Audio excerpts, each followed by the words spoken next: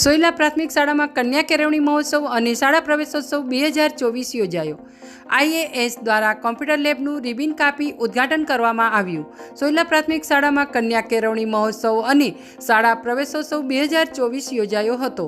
આ પ્રસંગે મુખ્ય મહેમાન તરીકે IAS chief executive officer Supritsinh Gulati તેમજ વરનોડા MOJN મહેતાની ઉપસ્થિતિમાં બાળકોને પ્રવેશ આપવામાં આવ્યો હતો।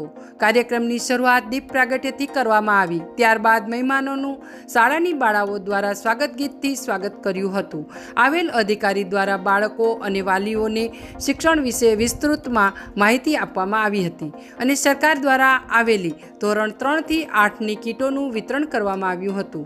શાળા શિક્ષણ સાથે સફાઈ અને આયોજન જોઈ આવેલ IAS પ્રભાવિત થયા હતા તેમજ નવીન પ્રવેશ મેળવનાર બાળકોને આશીર્વાદ આપ્યા હતા અને શાળાના આચાર્ય સોનિયાબેન પરમાર દ્વારા ઉપસ્થિત તમામ લોકોનું શાબ્દિક સ્વાગત તથા શાળાની સિદ્ધિઓથી માહિતગાર કર્યા હતા તેમજ સ્ટાફ અને મહેમાનો દ્વારા બાળકોને કુમકુમ તિલક કરી પ્રજ્ઞા કીટ અને ચોકલેટ આપી શાળામાં પ્રવેશ કરાવ્યો હતો। ત્યારબાદ શાળાના પટાંગણમાં વૃક્ષરોપણ કરવામાં આવ્યું।